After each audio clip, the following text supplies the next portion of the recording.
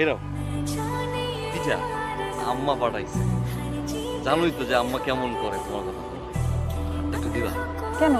দাও না। আমি যাই। হ্যাঁ, আচ্ছা দাও। ইস, আমার বয়ফ্রেন্ডটা যদি জাভেদ ভাইয়ের মতো হতো।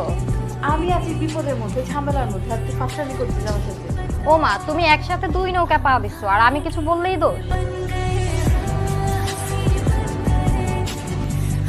আপনি এখানে এসে আমরা কি করতেছেন? আমি তোরাই ধরছো কেন?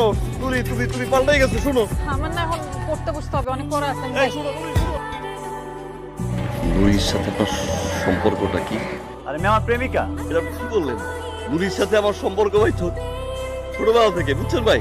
আপনি কি পাগল হয়েছেন? অনেক স্মৃতি ভাই, বাচ্চা বাঁচবো না ভাই।